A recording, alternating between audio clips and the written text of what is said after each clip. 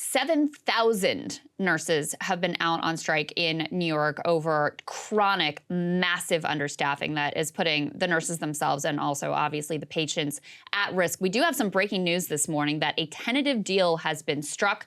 Of course, the nurses themselves will have to then vote to approve that deal, so we'll see whether they ultimately do that. But in the meantime, we've been very fortunate. Two of our partners here at Breaking Points have done phenomenal reporting on this story. Let's go ahead and start with The Lever and put this report up on the screen. This is from Matthew Cunningham Cook, fantastic reporter there. His headline is, "As Nurses Strike, Hospital CEOs Pocket Millions." And just to give you some of the details here, you know, these hospitals that nurses were striking at, these are technically nonprofits, but they operate as if they are gigantic corporations. And as Matthew points out, their CEOs are making millions. So Mount Sinai CEO Kenneth Davis made $5.6 million in 2019. Montefiore CEO Philip Ozua made $7.4 million in 2020. They also provide first-class airfare, chauffeured limos, so the work. So the idea that these hospitals, which have been making huge profits and which, by the way, the taxpayers shipped a lot of money to during COVID, that they could not provide additional salaries or staffing for these nurses was always preposterous. At the same time, we had Jordan Chariton of Status Quo, one of our other great partners, on the ground talking to the workers themselves. Let's throw it to Jordan, who can give you a preview of what he was able to learn. Hey, it's Jordan with Status Quo News. Right now, there's over 7,000 nurses on strike in New York City at Montefiore Medical Center in the Bronx and Mount Sinai Hospital in Manhattan. They're on strike for a lot of the same reasons nurses across the country have gone on strike in recent years. They are being flooded by double, triple the amount of patients, but no staffing increases. On Monday, we went out on the ground to Mount Sinai Hospital in Manhattan, where we spoke with nurses who talked about a toxic environment in their hospital where they are, in many cases, out of beds and treating patients in the hallway. They also spoke about normally they might treat 1 to 3 patients on their floors, but in the most recent years have been treating 7 to 9 patients. They spoke about not being able to go on break. They talked about having to apologize to their patients for the lack of quality care because they are overwhelmed and don't have the proper amount of staffing. Here is our reporting from Mount Sinai Hospital. Save staffing now! Save staffing now! Save staffing now! Save staffing now!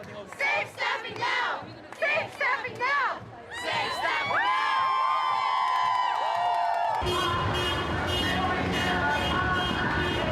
I've been working here for about 3.5 years, and every year, essentially, I always say that I'd rather work during the pandemic than now because we are severely understaffed more now than we were in the pandemic.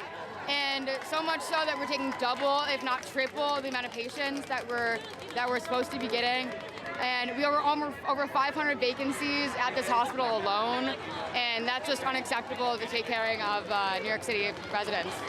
Yeah, so on my floor we're supposed to have 1 to 3, but we can go up to 1 to 6, 1 to 7, and it's just unbearable. It's unfair for the patients, and it's unfair for us, and more importantly, it's just leads to catastrophic results. I say union, you say town. Union, Town! union, Town! union. Town! My name is Kamani Williams from the Public Advocate of the City of New York, and I am more than proud to stand here with you while you fight for what's right. And to all the higher-ups of Mount Sinai who talk about the patients, that's what they've been talking out for all these years. They've been saying the same thing. And what we have known is that the higher-ups who don't want to make the most basic concessions have been abusing the love that these nurses have for their patients for far too long. So if you clap the pot, if you call them a hero, if you said thanks, just show them some money. That's all. They deserve it. They carried us through this pandemic, and we're not over yet. We're in a tridemic right now. We're in a tridemic right now. Mount Sinai, there are people making lots of money off of healthcare in this hospital. All we're saying is share a little bit with some of the people who make this place run, who make people feel better, who get people healthy. Why do they have to be out here right now? In the middle of a tridemic. There's so many other hospitals who made sure that we didn't get here. I want the media to make sure when you tell the tale that it is the higher-ups at Mount Sinai that we're standing in right now, not because of these nurses. These nurses helped us for many, many years. They risked their lives for many, many years. When we didn't know what the hell was going on with COVID, they were in there, risking themselves, risking their families, bleeding because they only can get one mask, begging and pleading for masks. And now you have to make them stand in the street for a contract in the cold? That ain't right. Shame on you, Mount Sinai. Shame on you, Mount Sinai. I work in the labor and delivery unit as well as the postpartum unit. And our staffing conditions fluctuate depending on the day. At some points, we are completely full. Patients don't have beds to go to.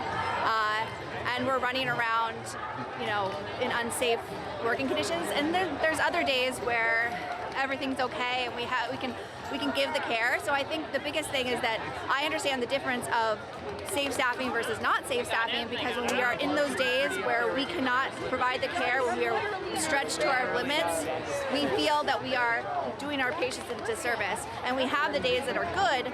We know that we can provide that care, and we see the difference in our patients. We see the difference in what we can provide. Safe staffing now!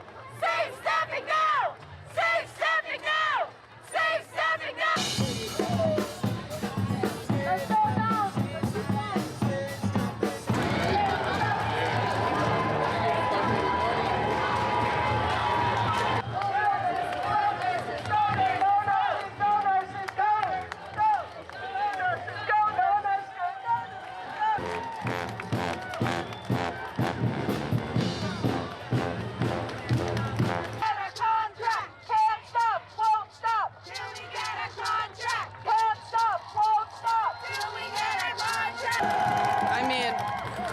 Understaffed every shift. We're protesting every assignment, and there's no repercussions for management. No breaks. No breaks. 12-hour shifts. I am a nurse with 7 months experience, and I'm already exhausted. We want safe staffing, and we just want to make the same wages and benefits that the other hospitals have. And this hospital does not have that compared to the other hospitals in this area. That's why we're striking, and we need safer conditions for patients so that we can spend time with them, attend to lots of things happening at once. We're pulled in a million directions, so we want safe patient care. Somebody was telling me that California has the grid where they have to have the same amount of nurses for the patients. How come New York City doesn't abide by that? I have no idea. I think that's why this is not being finalized, because they don't want to agree to something that if they don't meet the grids, they'll get penalized in some way. So I think that's why we're striking, because the last contract, they had this whole action plan. They had this whole thing in action, but nothing to make it actually work. So they said, we'll have these grids, we'll meet these whatever, we had these ratios, but we fill out protests of assignments every week, and what happens to it? We fill out the paperwork and nothing happens, it goes nowhere, and it's a lost cause. I would really just love for everyone to know that nurses really do we become nurses because we love people, we care about people, especially labor and delivery. It's not about the money. They offered us the money. If it was about the money, we wouldn't be out here. We'd be in there, we would be working. It's not about the money. We want to take care of our patients. We want to be able to give our patients the care that they deserve. And it's a 12-hour shift. It's not right that we work for 12 hours straight. You can't sit down to eat. You can't go to the bathroom. It's just not right. Hey guys, ready or not, 2024 is fully upon us now, and Saagar and I have been brainstorming ways that we can really up our game for this critical election. Yeah, we rely on our premium subs to expand our coverage, to add staff, to upgrade the studio. We just want to give you the best independent coverage of this election, which is possible. So if you can help us out, become a premium subscriber today, breakingpoints.com, or the link is down here in the description video. It really means the world to us, and if you like what we're all about, this is the best possible way to keep us 100% independent, working only for you.